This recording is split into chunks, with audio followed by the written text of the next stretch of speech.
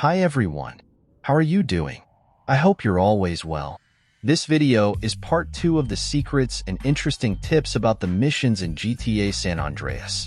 In this series of videos, I explore the game's missions and highlight interesting facts and secrets that might have gone unnoticed. If you haven't seen the first part of this series, the link will pop up right here, so make sure to check it out. Without wasting any more time, let's dive into the first mission.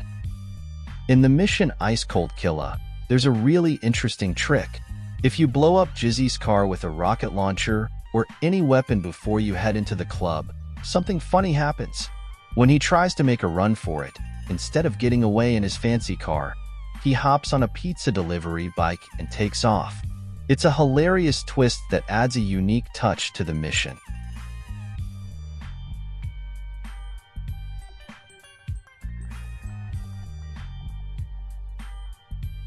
In the mission Pier 69, there's an interesting trick. If you blow up Ryder's boat before he arrives, when he gets to his boat, he waits for a bit and then suddenly teleports to the nearby island. Interestingly, he won't bother us as long as we don't engage with him. This is a great opportunity because you can easily attack him without any hassle, making the mission much easier than ever. This method can really simplify the game for you.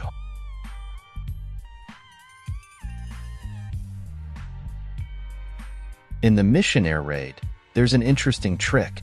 If we enter the weapon sheet, our minigun gets replaced with an RPG. But the funny thing is, we can't target the toy helicopters with the RPG at all, because they move all over the place and are really hard to hit. Even with a rocket launcher, we can't take them down. When we try to lock onto them with the rocket launcher, it gets confused and just spins around instead of hitting the target. It's almost like these helicopters are having a dance party and don't want us to hit them. In the mission, Supply Lines, based on the conversations between Zero and CJ that we can see in the cutscene, we find out that the remote-controlled airplane is powered by a rechargeable battery. But when the mission starts, we can see in the bottom right corner of the game HUD bar that says Fuel. This raises the question that, considering Zero tells CJ that this plane is rechargeable, what does this fuel mean?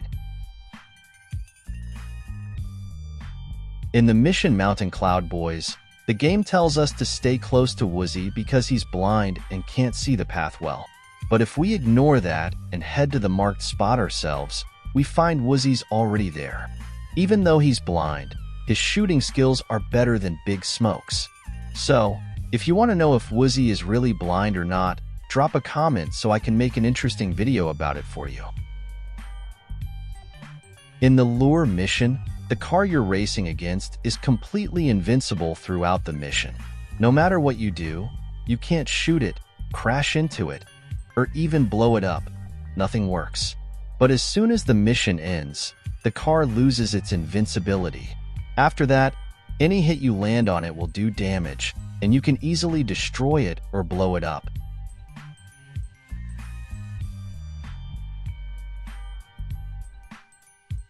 In the Amphibious Assault mission, when we jump into the water, there's a big rock right next to us.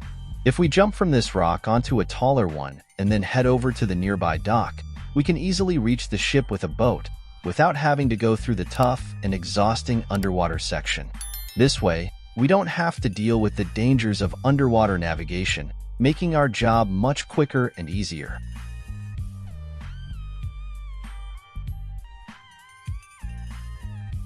In the Nang Thang mission, if we have already done the ambulance mission and our health percentage is at maximum, when we free the prisoners, our health automatically decreases and goes back to its standard amount.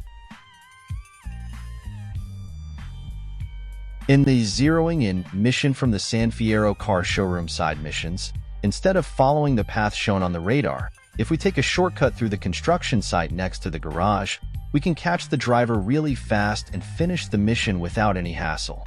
This shortcut saves a lot of time, and we don't have to deal with a long chase or any major obstacles. In the test drive mission, if instead of entering the red zone we go to the second floor of the car showroom, we'll see that the cars parked there have their doors locked, and we can't get in or steal them. It's like they're fully protected against theft and practically useless until the mission starts and we take the cars.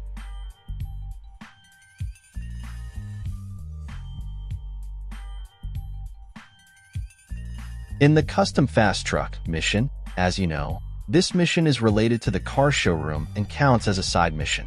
In this mission, CJ and Kendall talk about Grove Street in prison and discuss a way to free Sweet. But even if we decide to replay this mission after finishing the main missions of the game, CJ and Kendall still talk about Sweet being in prison, even though Sweet is already out and no longer in jail. In the Monster mission, the 5 characters we race against to beat them in the timeline are actually named after 5 of the developers of the GTA game. This serves as a tribute to the development team and shows how much attention to detail they put into the game. Racing against these characters not only conveys a great sense of competition, but it also allows fans to connect with familiar names from the development team, making for a unique gaming experience. In the Hijack mission, after Caesar jumps into the truck and kills the driver, he sits in the passenger seat so CJ can drive. However, if we try to enter the truck from Caesar's side, CJ will step over Caesar to take the driver's seat instead of getting in from the driver's side.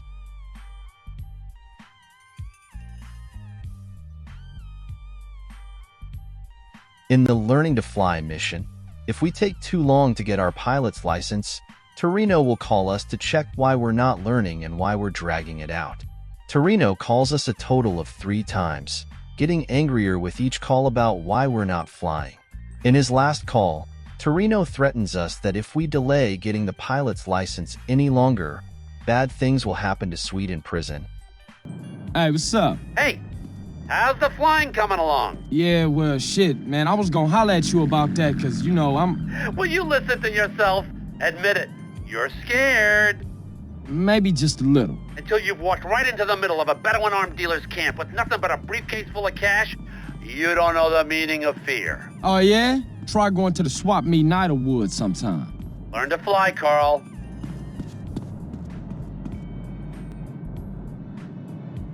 What you want, Torino? Well, what do you want, Carl? You want your brother out of jail? Okay, listen, I'm trying, man. I really am.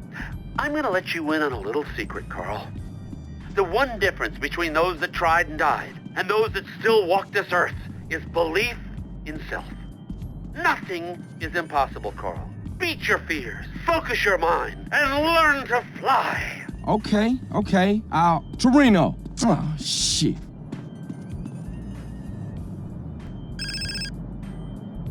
Torino. Carl, learn to fly. I'm on it, man, I swear. Hey, me, I'm on it, man. Same old broken record, Carl, but that's fine, because your brother's getting a new cellmate tonight. Horsecock Harry, and I'm sending a present, little wedding present. Big tub of lube. Shit, dude. Okay, I swear, man, I'm gonna be the best pilot. I'd love to hear you, Carl. I can't hear you. All I can hear is your brother's love cries as 8 kilometers of cock finds its way up his ass. Oh, that's your brother, okay? No big problem. Wait, please, man. That was my last motivational speech, understand? Am I being too spiritual for you, Carl? Okay, man, I get the message. In the Stowaway mission, if we throw the guard with the parachute out of the airplane, the mission will fail. The reason is that we need to kill him, and since he has a parachute, he will likely land safely and mess up our plan. In the Black Project mission, we can see a pole in Arena 69 that references the game Half-Life. The design of the Arena 69 environment bears a strong resemblance to the maps and locations found in Half-Life, due to the use of similar design elements in both games.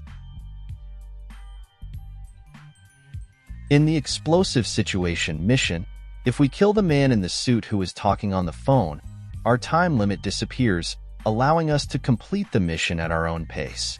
This gives us the opportunity to plan our next moves without any pressure.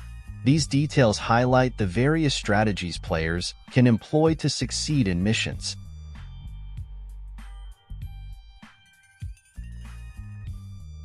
In the You've Had Your Chips mission, If we blow up 3 of the fake chip machines, enemies will spawn and attack us. However, if we place bombs on all these machines with the satchel charger and detonate them all at once, only the last group of enemies will spawn. This detail allows the player to experiment with different strategies for dealing with enemies and achieve varying outcomes.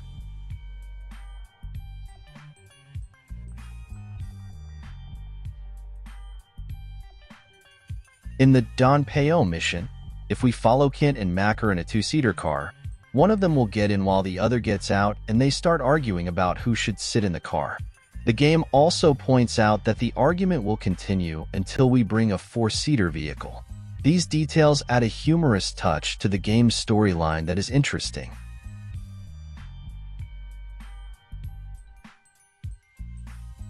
In the Intensive Care mission, if you activate the nitro and then enter the red zone, a cutscene will play, but it runs into a problem.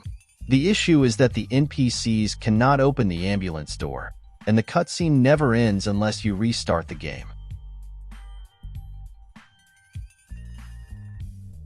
In the Meat Business mission, if you go into the freezer and the door closes, CJ tells Rosenberg to open the door so he can come out. However, if Rosenberg also goes inside and the door shuts, the mission will fail and you'll die, respawning CJ at the hospital. This type of mission design reminds players to act more cautiously and consider the consequences of their decisions.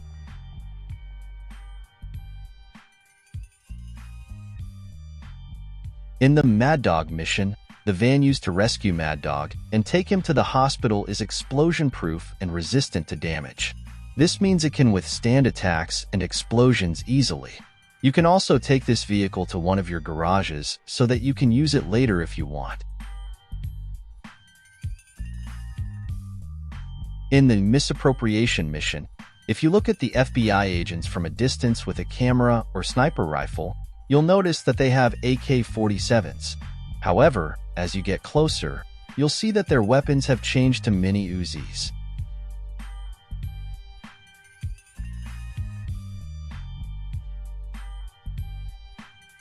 In the High Noon mission, we can kill Officer Pulaski in 2 different ways. In the first scenario, we can drown Officer Pulaski, but if we do that, the final cutscene of the mission won't play. In the second scenario, we can either crash his car or quickly get him out of his car and kill him while he's inside. In this case, the final cutscene will play, allowing us to see the conversation between Pulaski and CJ. These choices give players the opportunity to experience different narrative outcomes and reach varying conclusions to the mission.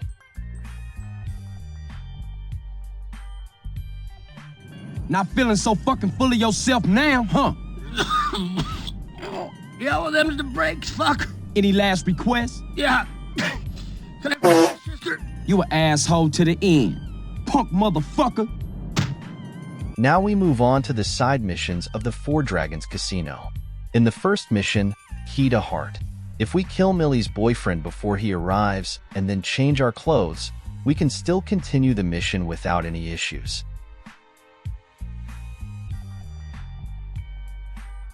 In the Cop Wheels mission, if the mission fails, you'll see that the guy is still stuck to the truck, and no matter how many times you shoot him, he won't detach or die.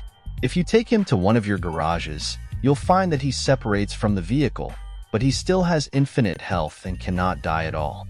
These kinds of bugs highlight the game's design and the challenges players might face throughout the game, adding to the fun and humorous aspects of the gameplay.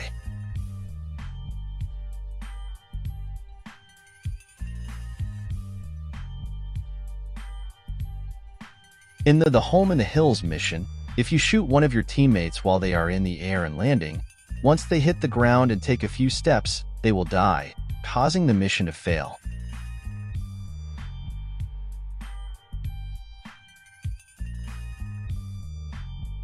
In the Homecoming mission, we are only dealing with Balassa, who has taken over the Grove Street area.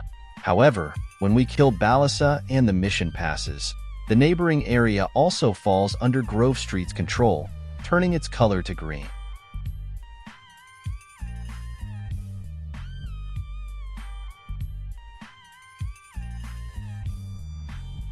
Guys, I hope you enjoyed this video. If you liked it, don't forget to leave a comment and a like, and make sure to subscribe to the channel. Hit the notification bell so that when I upload a new video, you can be the first to see it. Until the next video, take care.